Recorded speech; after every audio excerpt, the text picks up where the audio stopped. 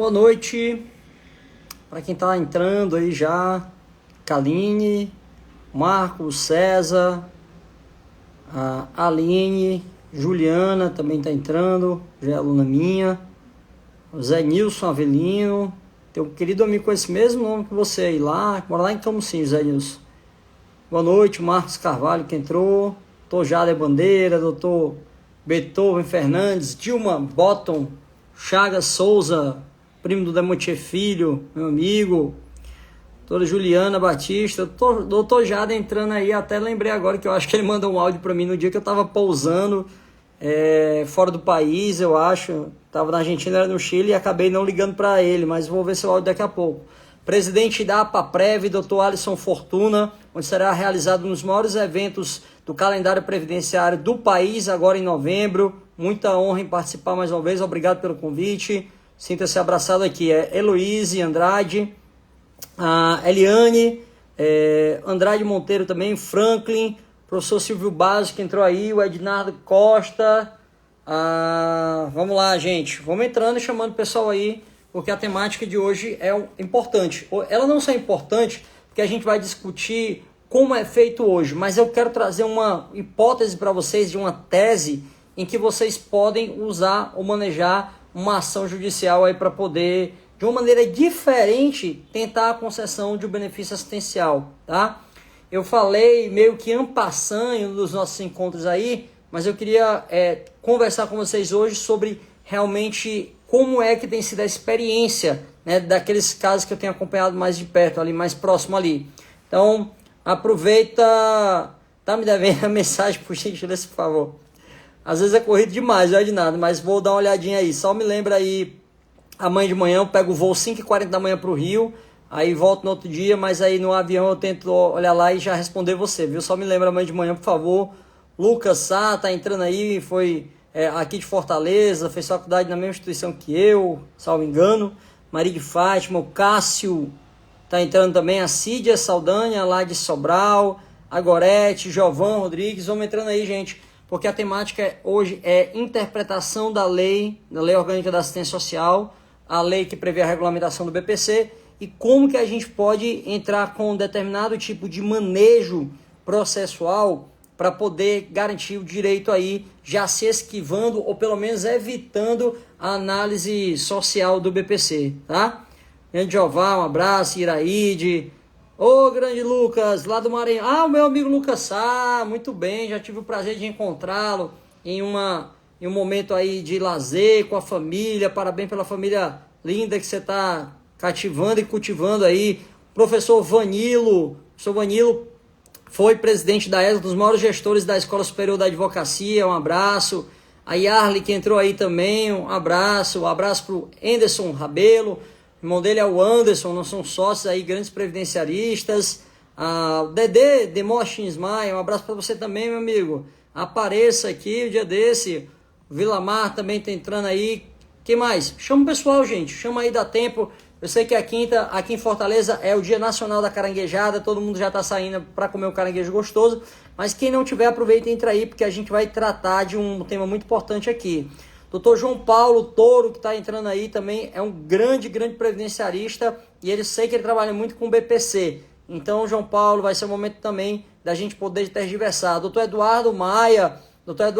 fazer uma live com você, viu? Você é um cara que sabe muito direito previdenciário também, né? É um previdenciarista de mão cheia, então tá aqui o convite feito aqui ao vivo e a cores para você entrar numa live comigo aí semana que vem. Vou agendar contigo o horário, se você topar, tá? Já sinaliza aí se você topa.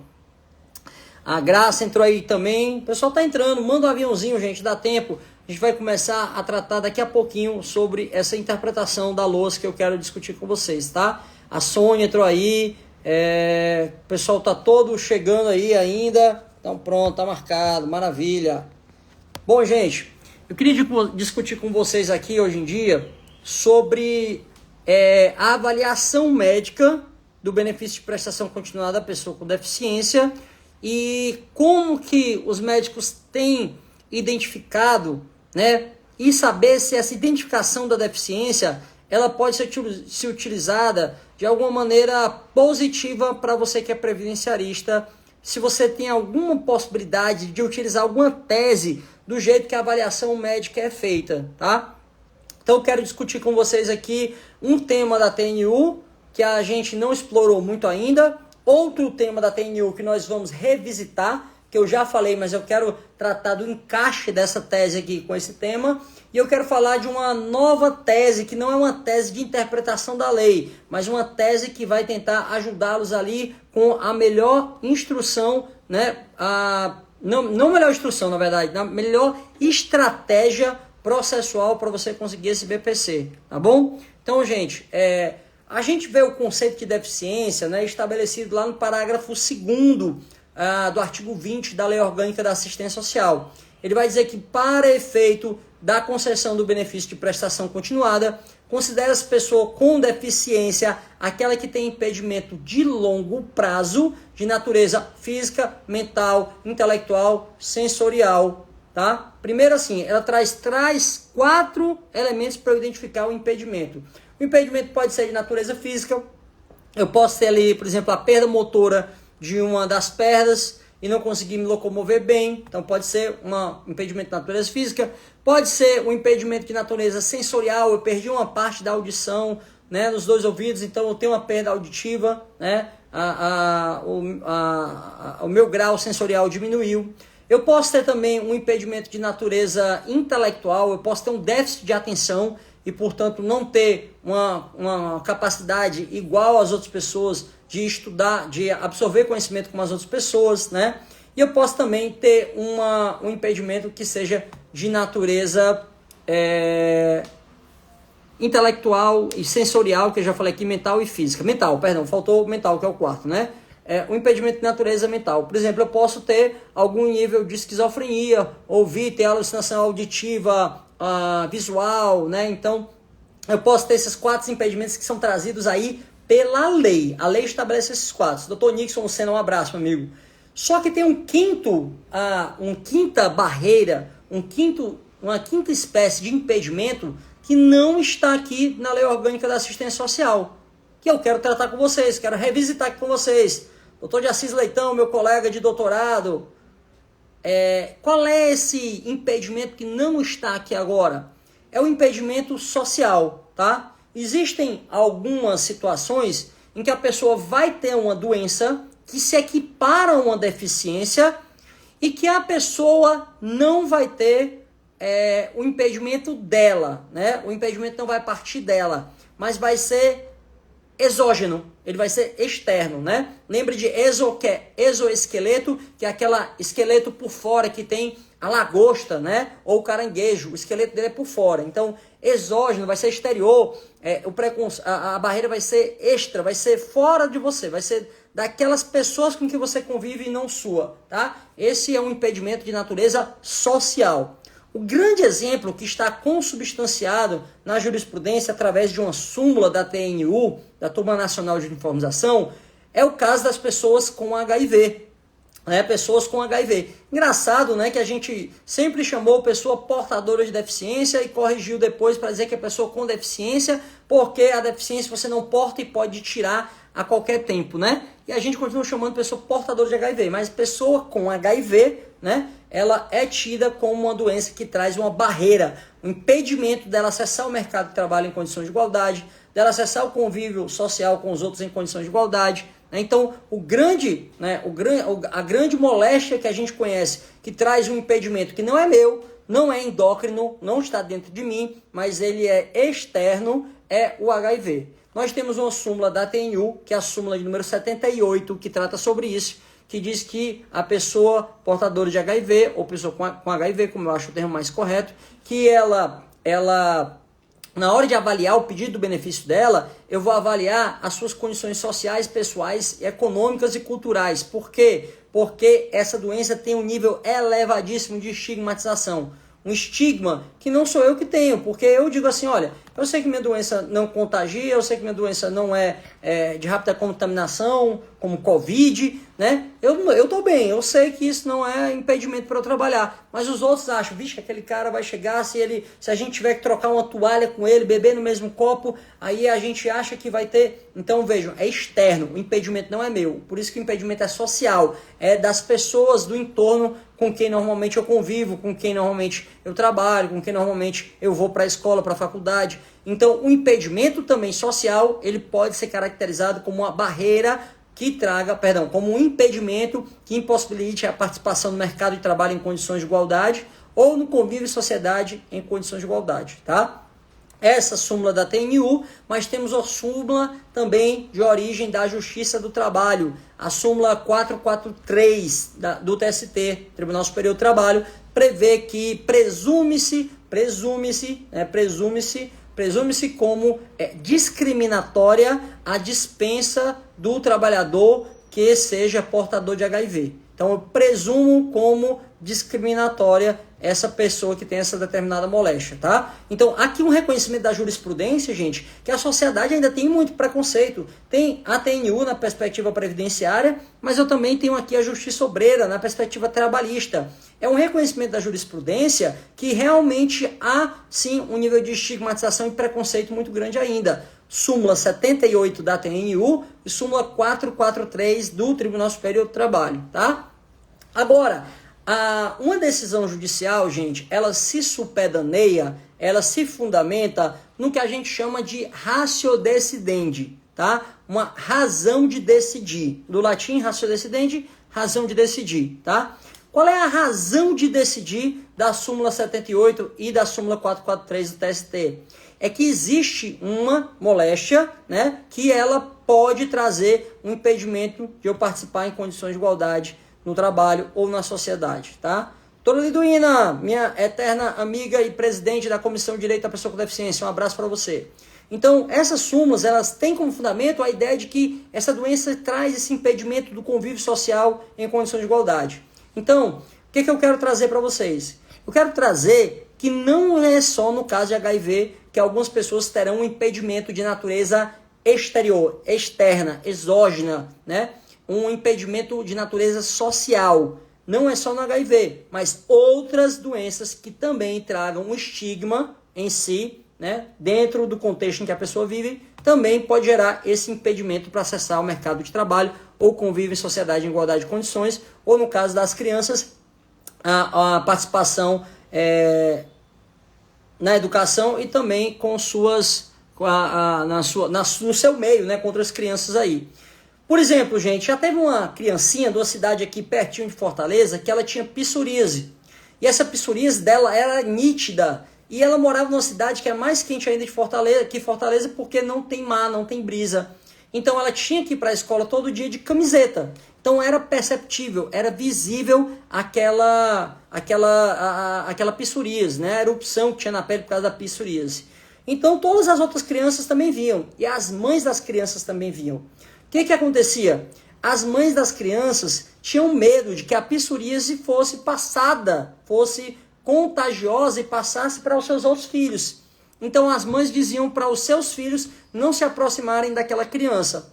Veja, a psoríase nem é contagiosa, nem traz uma incapacidade, nem traz uma dificuldade para a pessoa participar do ensino, não dela, mas traz de maneira externa, porque os outros vão ter algum tipo de preconceito e impedir o acesso nesse grupo social, tá? Então, psoríase também foi um caso em que uma criança teve a concessão do BPC, justamente porque ela trazia essa barreira social, esse impedimento que é de natureza não física, não mental, não sensorial e nem física, mental, sensorial, nem intelectual. Mas é uma barreira que é trazida de maneira externa pelo grupo social que ela deveria estar participando em igualdade de condições, mas não o faz por causa do estigma, do preconceito que outros têm com aquela doença.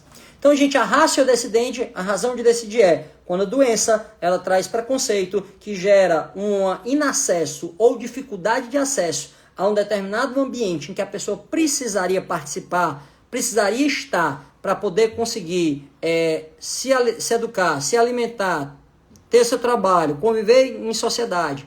Como assim, professor? Gente, o ser humano é um ser social. O Aristóteles já dizia isso 2.300 anos atrás. Então, por mais que seja uma pessoa que não tem que trabalhar, mas se ela sofre preconceito para fazer amizades, tecer relações, para andar no bairro dela e conseguir se relacionar com as pessoas, só porque as pessoas têm preconceito, ainda assim é o caso de poder conseguir o BPC. Por quê? Porque o convívio social é inato ao ser humano. O ser humano precisa conviver em sociedade. Se aquela doença ela traz um estigma tal que a pessoa não consegue acessar o convívio em sociedade em condições de igualdade, ela também pode ter direito ao BPC. Então, o primeiro ponto que a gente fala, súmula 78 da TNU, súmula 443 do TST, mas elas trazem a ideia de que há doenças que trazem um preconceito e o preconceito vai trazer a dificuldade de acessar o mercado de trabalho em condições de igualdade, convívio em sociedade em condições de igualdade e também a educação em condições de igualdade no caso de criança.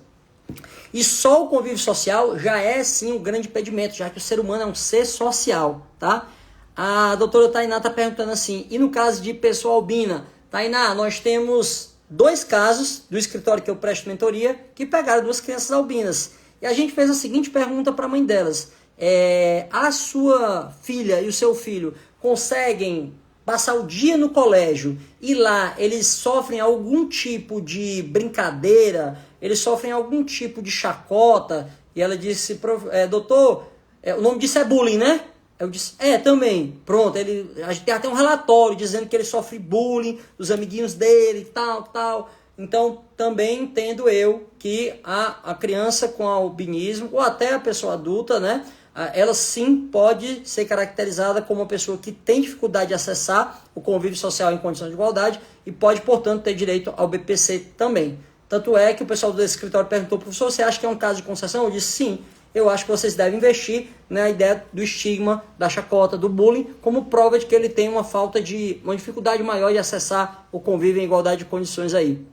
Nossa maior referência em direito previdenciário, o professor Teodoro Agostinho entrou, muito boa noite. Então pense que sim, viu, doutora Tainá? Albinismo também pode sim gerar esse impedimento de acessar em igualdade de condições, tá?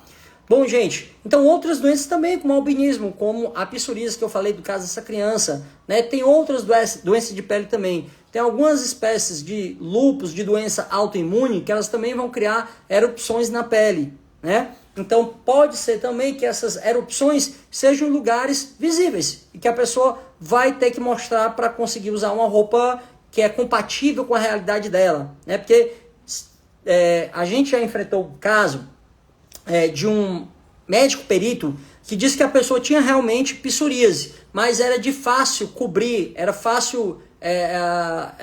de fácil proteção, era fácil esconder, essa psoríase, porque a pessoa disse que tinha, na verdade, ali, o médico perito disse que ela podia usar um camisão, podia usar camisas longas que cobrissem, tal.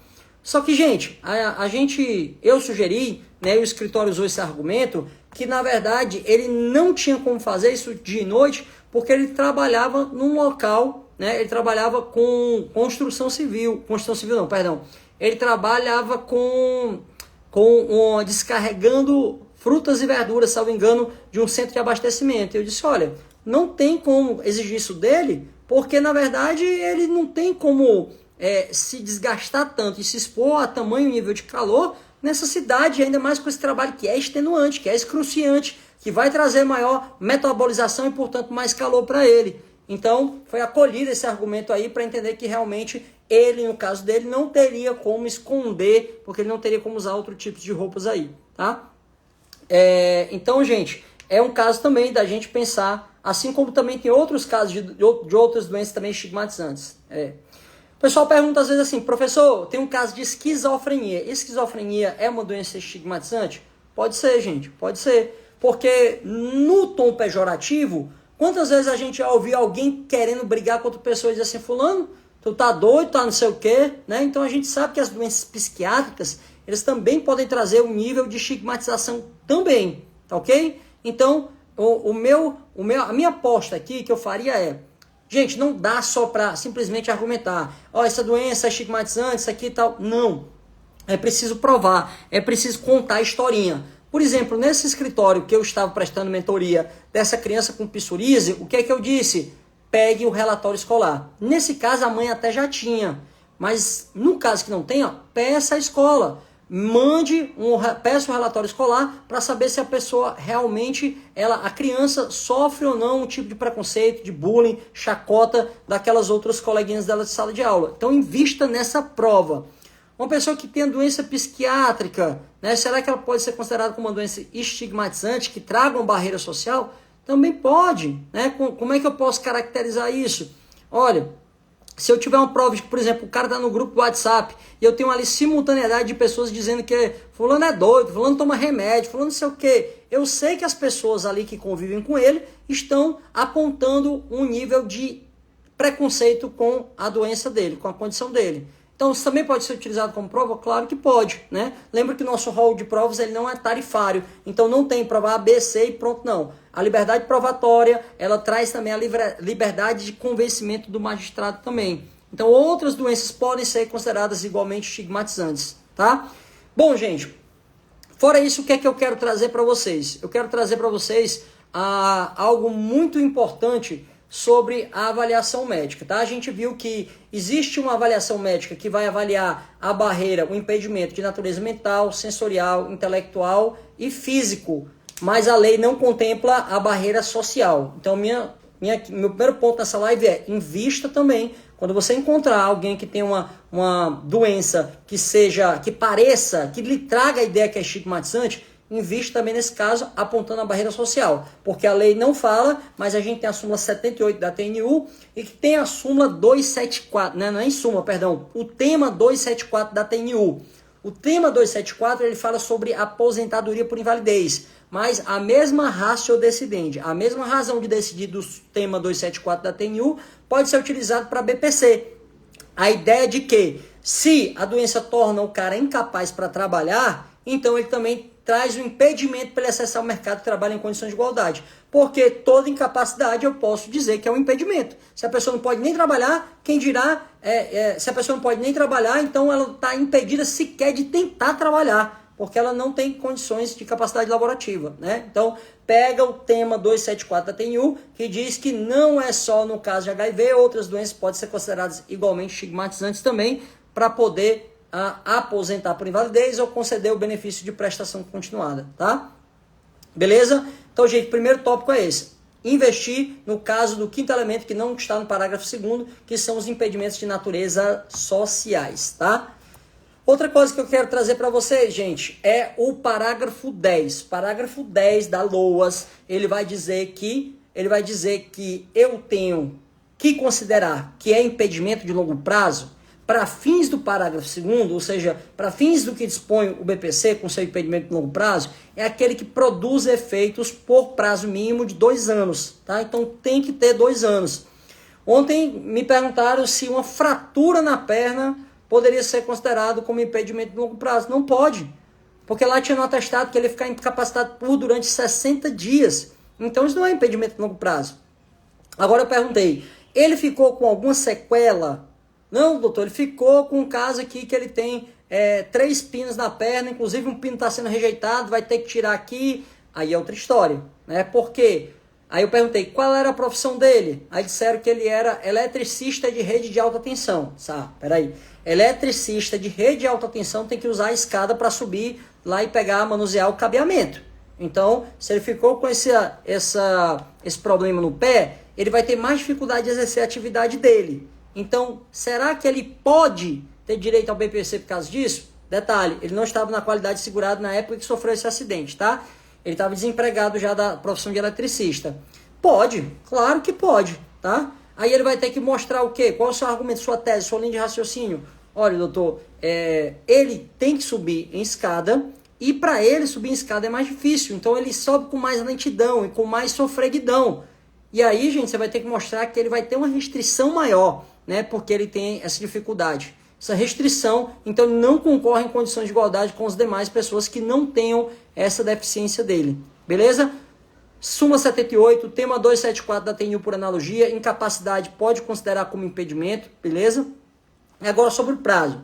Sobre o prazo eu quero que vocês anotem o quê? Tema 173 da TNU. Tema 173 da TNU e súmula 48 da TNU, tá? tema 173 da TNU e súmula 48 da TNU falam de quê? Falam sobre a partir de quando é que eu começo a contar esses 2 anos, tá? Porque o INSS fazia uma análise meramente prospectiva. Se você chegasse lá, né, e agendasse a partir do dia 10 de janeiro, sua perícia fosse em maio, você tinha que levar documentos e o perito ele contava de 10 de janeiro, a partir do requerimento, até o prazo de duração dessa doença para você ser considerado ou não com impedimento de longo prazo de 2 anos. Tá? A TNU ela tinha uma súmula de número 48 dizendo que a incapacidade, trazer esse termo errado, a incapacidade não precisava ser permanente para BPC, tá? Mas ela foi corrigida após o voto, a prolatação do tema 173 da TNU. Primeiro ela passou a dizer o seguinte: o conceito de pessoa com deficiência, que não necessariamente se confunde com pessoa com incapacidade, ele tem que ser configurado como de duração longa. E essa duração longa, ela ainda faz menção à alteração da lei que fez isso, que alterou, né? Tem que ser de 2 anos, pelo menos. Então, considera-se impedimento de longo prazo aquele que dure pelo menos 2 anos. Só que aí a grande mola propulsora, a grande vantagem da súmula 48 da TNU, ela disse que eu considero a deficiência não a partir do requerimento. Ela disse que eu considero a partir da primeira prova que existia aquele impedimento, por mais que seja bem anterior ao protocolo do pedido ou à avaliação do médico perito, até a data da possível recuperação daquela doença equiparada à deficiência. Entendeu? Imagina aquele caso lá daquele cara que protocolou em 2023, dia 10 de janeiro de 2023, um BPC de pessoa com deficiência. Mas ele já tem uma prova que fazia acompanhamento no CAPS desde junho de 2022. E aí a doença dele foi identificada e disseram que ele provavelmente teria uma recuperação em 1 ano. Então ele vai contar o prazo lá desde 2022, com a perícia que foi realizada agora em agosto, já tem 1 ano para trás. Aí de agosto para frente disseram que a recuperação dele é mais 1 ano. Então 1 ano para trás com 1 ano para frente, eu tenho já o reconhecimento do impedimento de longo prazo. Beleza? Professor, e no caso de um cara que ele tenha protocolado um pedido e ele ficou com esse impedimento de longo prazo porque ele quebrou a perna, mas ficou usando aquela gaiola, né, aqueles ferros externos lá, porque foi muito grande, e ele passou 2 anos fazendo esse tratamento. Ele protocolou o pedido e negaram. Só que agora ele foi discutir judicialmente. O médico perito disse que ele teve um impedimento durante 2 anos. Ele tem direito ao BPC? Tem. Durante esses 2 anos que ele ficou com impedimento, tem direito ao BPC, por mais que a análise do impedimento seja só retroativa, tenha sido só lá para trás. Então, se ele tiver protocolado o pedido e durante o pedido ele estava com impedimento de 2 anos, ele tem o direito aos atrasados. Pode não receber mais daqui para frente, mas ele vai ter direito sim a receber o benefício, ok? Bom, gente, então esses pontos aí são bem interessantes, sugiro que vocês deem uma estudada mais sobre isso aí. E aproveita, se você quer estudar, a gente está com um evento gratuito, totalmente online, chamado Masterclass, a Fórmula do BPC. O nosso link está aí na bio, ó. Você pode fazer sua inscrição, é gratuito, 100% gratuito, 100% online. Você pode também convidar um amigo seu para fazer, não tem limite de pessoas, está convidado. Aliás, tem vagas, eu só não estou lembrado agora. Então corre já, pega logo o celular, porque senão vai esgotar. Mas é totalmente online, totalmente gratuito. Convida o amigo, a amiga, a madrinha, a vovó, a titia, o cachorro, o papagaio, para a gente estar junto aí na Masterclass, a Fórmula do BPC, tá? Então, além desses pontos aqui, tem um terceiro ponto que eu queria tratar com vocês, que é a estratégia processual, tá? Estratégia processual, eu quero falar com vocês sobre ela aqui, tá? Como assim, professor? O que você quer falar de estratégia processual? Gente, vocês devem ter visto um vídeo meu aí no Instagram, ele foi postado há mais ou menos umas 2 semanas, sobre um entendimento do STJ que já havia, inclusive desde 2017, até antes. Mas a primeira vez que eu postei no meu blog foi lá em 2017, o recurso especial 1404019. Só que nós tivemos agora em maio um julgado recente trazendo a mesma jurisprudência, o mesmo entendimento. Qual é o entendimento? Gente, ó, vocês podem ver aqui que quando o artigo 20 ele fala da deficiência, ele fala assim, olha, eu vou aferir a deficiência, né? Eu vou aferir a deficiência, tá? Importante também avaliar o seguinte: a deficiência aqui que a lei traz, ela não passa por alguns critérios que a justiça passa. Isso em alguns momentos é bom em alguns momentos é ruim. Eu vou tratar lá no nosso Masterclass a fórmula do BPC, que não daria tempo aqui. Mas a lei não trata de qual o nível percentual de deficiência que eu tenho que ter para ter direito a um benefício. Nem de percentual, nem diz se eu tenho que ter uma deficiência grande, média, pequena. Ou seja, a lei não traz uma gradação de deficiênciazinha ou deficiência zona. Tá? Vamos ler de novo aqui o artigo 20. Ele fala que o benefício de prestação continuada é garantia de um salário mínimo mensal à pessoa com deficiência ou idosa com 65 anos ou mais. E aqui no caput do artigo 20, não há previsão de qual nível de deficiência, qual grau de deficiência. Ele apenas diz a pessoa com deficiência. Vamos para o parágrafo 2º, ele fala que para o efeito de concessão do benefício de prestação continuada, considera a pessoa com deficiência aquela que tem impedimento de longo prazo de natureza física, mental, intelectual ou sensorial, o qual, em interação com uma ou mais barreiras, pode obstruir sua participação plena e efetiva na sociedade em igualdade de condições com as demais pessoas. Então aqui está dizendo o seguinte, olha, tem que ser deficiência e tem que ser aquela deficiência de natureza mental, sensorial, intelectual ou física. E a quinta que não está aqui, que eu sugeri, que é a social, tá? Mas ele não fala se é uma deficiênciazinha, deficiência zona, deficiência média, uma deficiência 3/4, ele não fala. Ele fala deficiência. O que eu quero dizer com isso? Nesse vídeo, que eu recomendo que vocês leiam, está lá previsto, né, a jurisprudência do STJ do recurso especial 1962868. Recurso especial 1962868. Sobre o que versa esse recurso especial? Ele traz justamente a ideia daquele nosso velho brocado latino que diz que onde a lei não restringiu, não nos cabe restringir. E também não cabe ao intérprete da lei que não seja a gente. Por exemplo, o INSS. Como assim, professor? Ao estabelecer a lei que é necessário comprovar a deficiência, mas não estabelecer qual grau de deficiência é necessário, então eu tenho que qualquer deficiência pode gerar o direito ao BPC. Qualquer deficiência que traga impedimento de longo prazo pode gerar. Porque se eu tiver deficiência e for de 2 anos ou mais, então está cumprida a deficiência e a longo prazo. Agora o nível a lei não traz. Nem o decreto que regulamenta a lei traz. Então não há exigência de nível de deficiência ou nível de impedimento, tá? Então o STJ vai dizer que o grau de, ele chama incapacidade, a gente sabe que é deficiência, o grau de incapacidade não é necessário para a concessão do benefício de prestação continuada. Recurso especial 1962868. O que eu quero suscitar com vocês? O que é novo? O que eu quero ventilar aqui? Se vocês já perceberam, gente, o processo administrativo do BPC, ele está vindo logo com a avaliação médica e social da pessoa. Ele está vindo logo lá, inclusive com a pontuação que vai identificar, né, o nível de funções da pessoa, o nível de participação em atividades, o nível de participação social. Ele traz 3 elementos e ele coloca lá se é leve, médio ou grave. Cada um desses 3 elementos aí.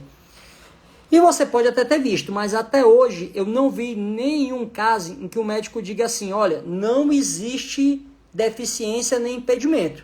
Não existe.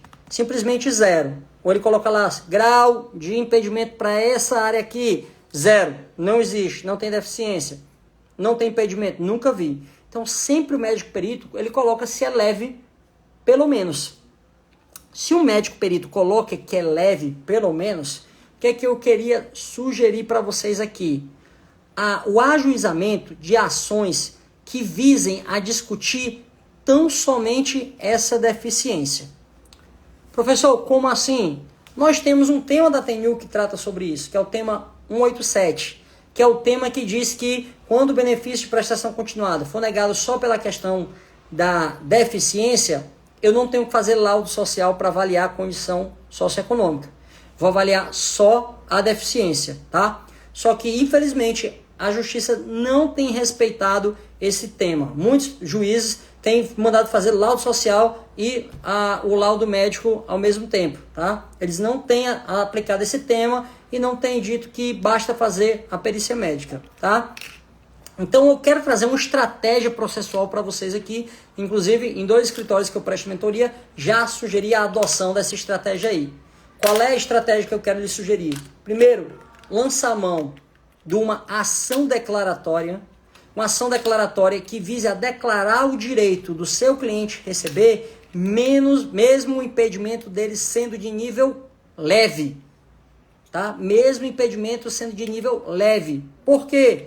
Porque a jurisprudência do STJ diz, olha, não existe grau de deficiência com impedimento. Não existe. Não é impedimentozinho, não é impedimentozão, não é impedimento 3/4, 4/5, não. É impedimento. Impedimento de qualquer nível pode gerar direito ao PPC. Então, ação declaratória para declarar o direito de que, em qualquer nível de deficiência com impedimento de longo prazo, o seu cliente tem direito a receber o benefício de prestação continuada. Beleza? Outro ponto que eu quero lançar a mão aqui, outra tese de estratégia processual. Gente, a gente está discutindo só interpretação da lei. O INSS entende que tem que ter um nível mínimo de deficiência para conceder o BPC, de deficiência com impedimento de longo prazo para conceder o BPC.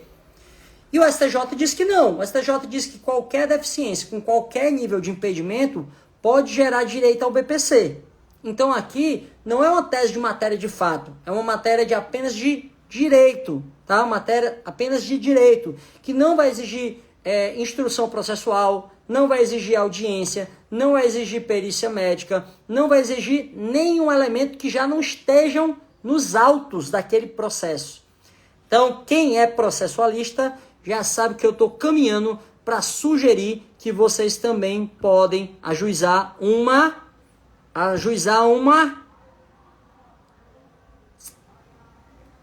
Vamos lá, estou esperando vocês dizerem. Estão vendo eu movimentar a boca? Entenderam? Se não entenderam, vamos falar em claro e bom som. Mandado de segurança. Mandado de segurança por quê? Porque eu não preciso de dilação probatória, eu não preciso de instrução, eu não preciso de perícia, eu não preciso de audiência, eu preciso apenas que seja respeitado. O doutor Sabino Henrique aí, acertou, mandado de segurança, né? Por quê? Porque eu estou só discutindo a interpretação da lei. E a lei, gente, ela tem um fundamento na jurisprudência do STJ, a sua interpretação. Então aqui eu tenho um direito líquido e certo, e o entendimento do STJ que não existe grau mínimo de impedimento de longo prazo. Qualquer impedimento, né, em termos de níveis, de gradação, né, qualquer impedimento que dure pelo menos 2 anos, qualquer impedimento de qualquer nível, qualquer gradação, pode gerar direito ao BPC, de acesso ao BPC, ao benefício de prestação continuada. Beleza? Tranquilo?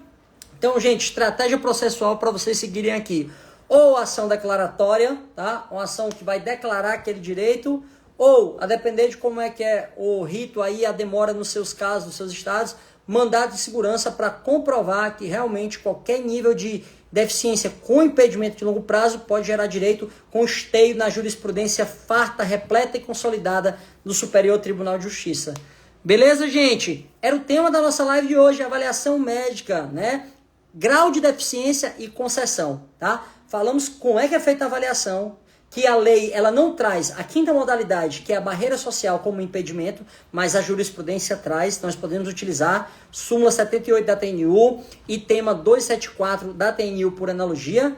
Falamos também de que essas doenças, né, elas podem ser um rol exemplificativo, não existe taxação. Qualquer doença que gere preconceito e impedimento de acessar o convívio e sociedade de igualdade de condições, mercado de trabalho ou educação, no caso de criança, eles podem me trazer, ser caracterizadores desse impedimento, tá? Falamos da contagem desse impedimento de longo prazo, falamos na jurisprudência da TNU, no tema 173 da TNU, no tema 187 tema 173 da TNU e súmula 48 da TNU. E por fim, falamos também de quê? Falamos do tema de número 187, como infelizmente não está sendo adotado pela jurisprudência, mas a gente pode lançar a mão aqui de 2 estratégias interessantes. Ou a declaração daquele direito através de uma ação declaratória. Professor, mas cabe. A ação declaratória não é só para poder averbar, não. Não, gente. A ação declaratória cabe também quando eu quero declarar um direito. Eu posso não pedir a concessão, não vou pedir que o INSS seja condenado, mas vou declarar que tinha aquele direito. ou em alguns casos, se a vara aí que recebe mandado de segurança tem a competência para isso, ela for mais célere, mandado de segurança. Por quê? Porque não tem instrução, não tem dilação probatória, todos os elementos já estão ali, desde o processo administrativo, estou só discutindo a interpretação da lei que o INSS dá e a interpretação que o STJ dá, que nós entendemos ser a correta. Então, gente, estratégia para vocês, jurisprudência de BPC, aproveita, faz sua inscrição, porque o evento será 100% online, 100% gratuito. Ganhou o dia com essa live, tirei muitas dúvidas. Obrigado, doutora Cid, eu que agradeço. Professor Silvio Basso, esse que manda discutir sobre a deficiência sem a questão da miserabilidade.